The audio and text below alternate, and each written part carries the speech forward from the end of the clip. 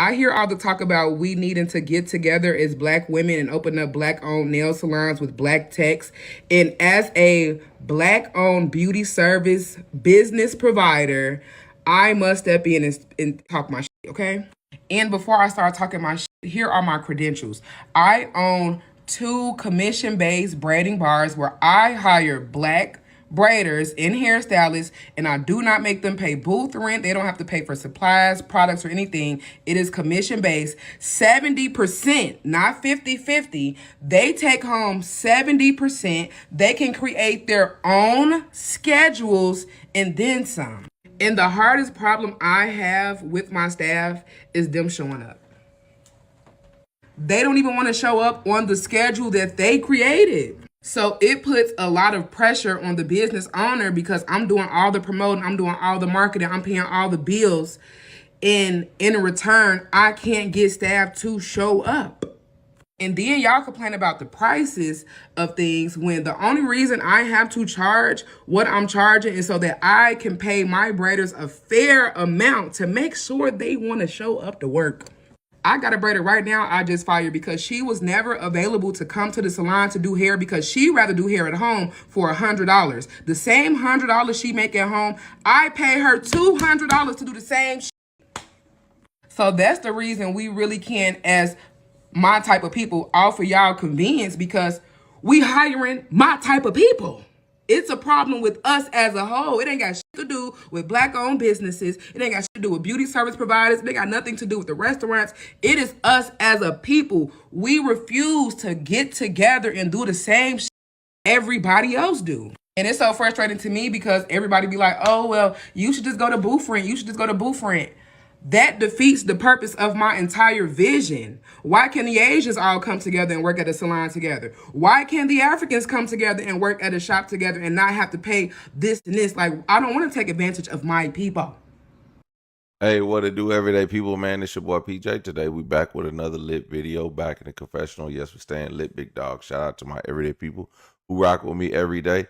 This is in response to the Asian boycott. It's like, why do we have to, what are we going to do if we boycott Asian facilities such as nail salons, liquor stores, whatever Asians, let me tell, I ain't going to tell y'all about I ain't going to tell y'all my stories about the Asian massage parlors. I saved that for another day. But if I could find some black women who want to start a massage parlor and they giving the same treatment as the Asian ones, I'd be glad to spend my money there. But until then, I will be spending my money at the Asian massage parlors, okay? I just bullshit. Hey, but for real. But this is in response to all the black businesses the use black businesses, so we boycott Asian businesses. She's telling y'all the real. She's telling y'all how she feels. Hey beauty babes. So I came across this video. I'm gonna try to insert a little bit of it. But she's talking about how everybody, I've been seeing how they want us to boycott the Asian stores and nail places and things like that. And that us black people should open up our own black-owned salons, nail shops, whatever. Like all come together and do that. So let me see if I can insert, let y'all hear a little bit, and then we can talk about it. We needing to get together as black women and open up black-owned nail salons with black techs. And as a black-owned beauty service business provider, I must step in and talk my shit, okay? And before I start talking my shit, here are my credentials. I own 2 commission-based braiding bars where I hire black braiders and hairstylists, and I do not make them pay booth rent. They don't have to pay for supplies, products, or anything. It is commission-based. 70%, not 50-50. They take home 70%. They can create their own schedules and then some. And the hardest problem I have with my staff is them showing up. So in the video, she's sitting here and she's talking about how she has a black-owned salon, and it's hard to come together and run business and make it easy for people because everybody wants to be their own boss. I get it. You can still be your own boss and still have a little bit of help or direction. Because one thing people don't tell you is running business ain't as easy as it looks. You just see the money and that's all. But I have a black owned business. And in 2019, we opened up a storefront. Running business the exact same way. Commission based. They pretty much can fix their own schedules. Was making really good money. I'm doing the marketing. I'm running the shop, paying all the bills, making sure they get clients. And the hardest part is them showing up. Trust me, we would love to come together and run an all black whatever. But sometimes working with our own people just does not make it easy. Literally, commission based, I'm running ads, bringing in clients, and I'm damn near the only one working. People don't want to show up unless they have somebody on their books. But if we try to do a walk-in type salon, you need to be there because you never know when somebody's gonna call. Somebody want to come in last minute. It was hard. It's hard. It's always 10 times harder for us to make something work than the other people. I tried different ways, commission-based, booth rent. And people just don't want to work. They want the money, but they don't want to do the work to make the business work. They want, oh, black on this, black on that. But people don't want to support black-owned businesses. Probably because of the convenience, because we're working based off of appointments. Trust me, we would love to run walk-in type salons. That would be better for us, better for the business. But I hate to say it, I agree with her. Working with our own people and trying to set them up just never seems to work. I still run my business. Now I run my business out of a suite, downsized a little bit, and it's really still me working a lot. In order to establish business, you gotta work. You have to be available. That's the key of running a business or running your own business. You have to be available even though you fix your own schedule. We try not to hit people over the head, but we still have to pay bills. So ultimately, it's harder for us black people to run and own business, especially in the beauty world, because there is so much convenience from the other people. We have to work 20 times harder, especially if we're trying to have employees and staff in the beauty industry. Trust me, when I had my own salon, people left, I had to let people go. Literally a revolving door for employees versus customers. Because everybody want to do their own thing, but they don't want to do the hustle. They just see the money. And I think that's most of our problem with our people. Mm-hmm. No hustle, no grit, no work. They just want the money. That's why their customer service be trash. That's why they canceling on you the same day as your appointment when you got somewhere to be or something to do. They just want the money.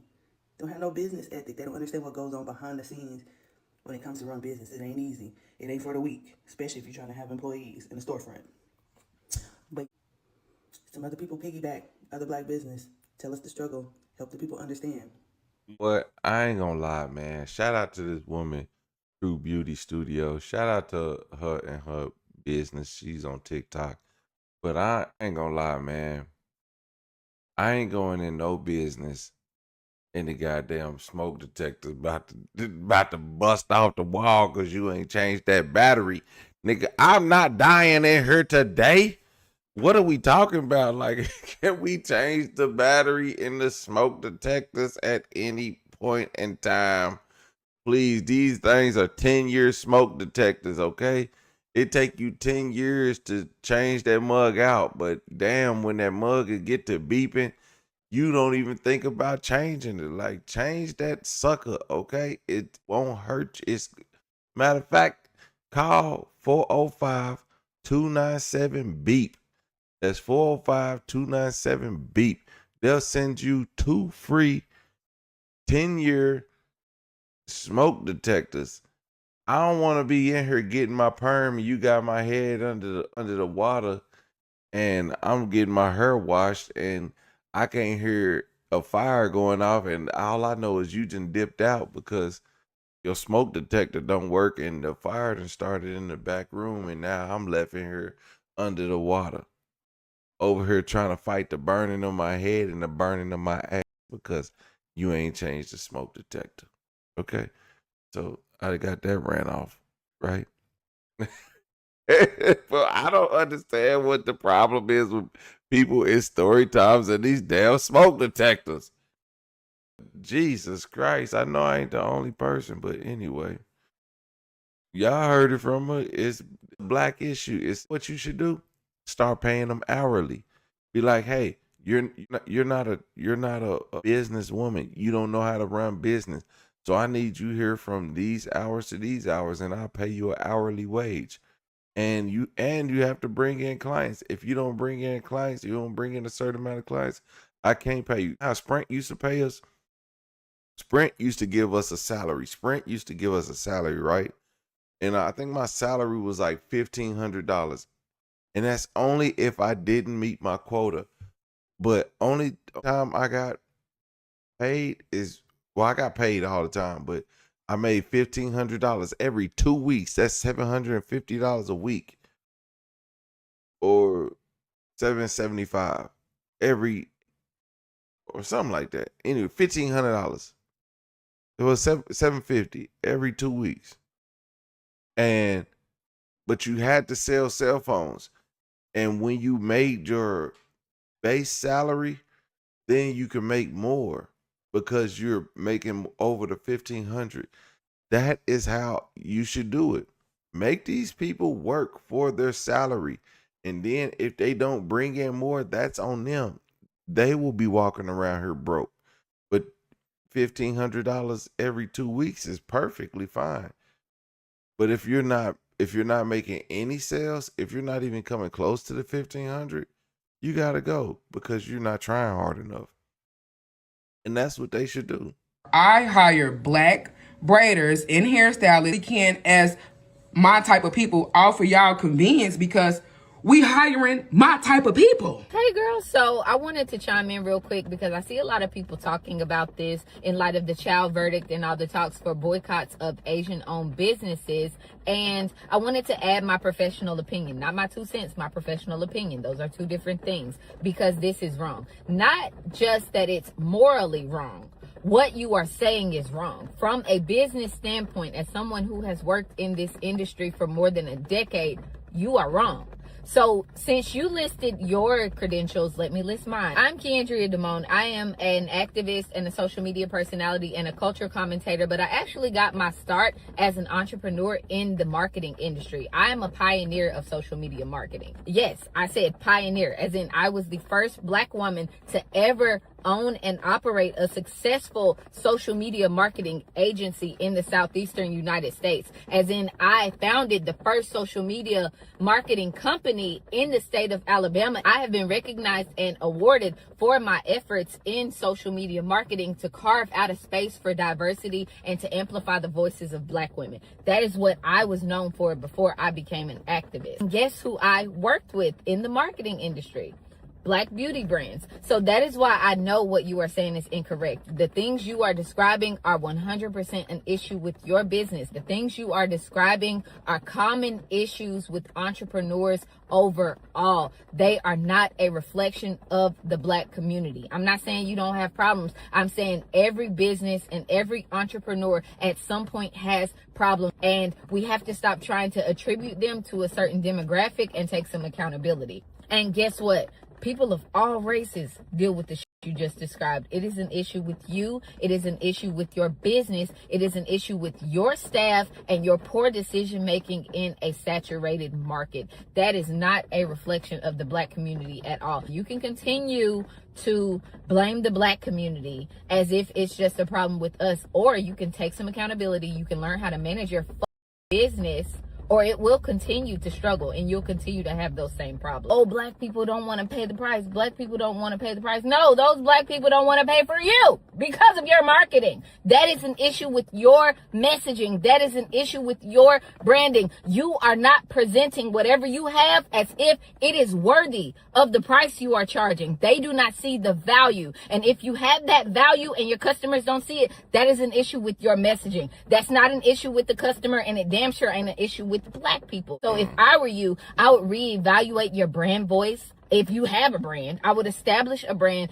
reevaluate your brand voice and your messaging, and try to figure out why you are having those problems. As far as hiring, I would say you need to vet your people a little better. And if they're setting their own schedules and not showing up, maybe as the owner, you need to change that.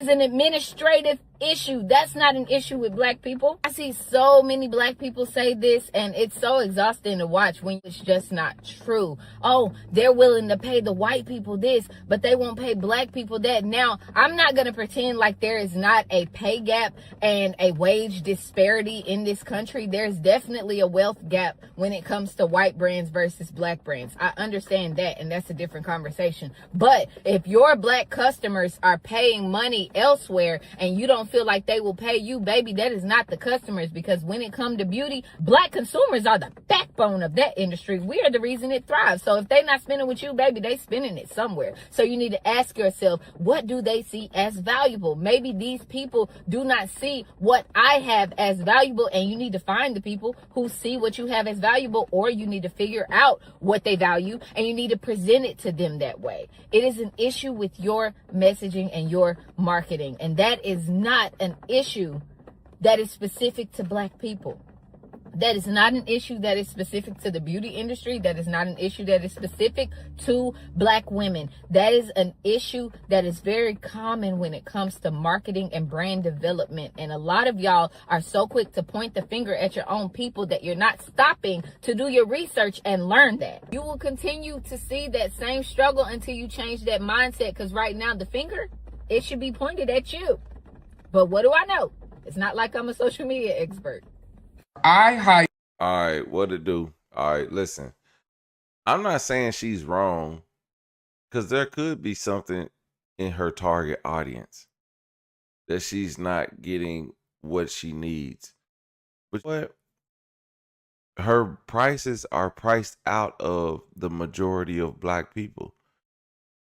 Majority of black people aren't spending hundreds of dollars on their hair to get it done for just 2 weeks. So that's not normal, or it's not consistently feasible for some people. So when people going to spend $200, $300 on wig installs or braids to get their wig installed, it's pricing a lot of people out. So now what you need to do is you need to price your point at people who are doing that. You need to focus what she's saying is focus your marketing on those people who can afford your services. And then your employees will be more inclined to come in and be there because people are walking in paying that price. Nobody's walking in to paying $300 for a hairstyle. Nobody's doing it. For some random ass nails that I want to get because I look on this wall that got 60,000 colors of purple and pink and orange and blue and green, and I can pick the nails I want, and I'd be like, oh, there was one. I think I want this color, or I got something going on that I'm wearing this color, and I want this color, and bam, you good. Versus paying $200. Nobody's paying $200 every 2 weeks to get their hair done. They're not doing it. No, I'll take that back. $600. Because you got to get weave. Then some of these ladies be like, oh no, you gotta buy my hair. Because if you don't buy my hair, I gotta charge you more for the install. Because I don't work with this hair. I only work with 3C hair, not 4C hair. Like, I don't know what the fuck that means. I'm just saying it. I don't know, so don't kill me in the comments. But what I'm saying is, y'all, it's just so many points to working with black businesses, especially when it comes to her, that is not just cut and dry. It's not a walk-in type of appointment. You can't walk in and demand somebody to give you 100 micro braids. Not gonna happen. So that's why they set up appointments for hair appointments, because y'all take forever to do them, and then y'all be. But then other than that, so when you doing nails, like, that's what, switch your business model. Like, why you only do her for you. Do what makes the money. Everybody want to do, oh man, I want to be a pillar in this community, and I want to make sure that we're the first black-owned business that did this, black-owned hair business that did this. Man, forget that shit. If black people not coming to spend with you, yeah, take your money elsewhere and put it in something that black people will want to spend on. Like, I'm not finna stereotype black people, but I'm gonna tell you, if you had a liquor license or a weed dispensary, you'll do all right, because everybody gonna shop with you, and that's what you want to do. You want to get everybody to shop with you, man.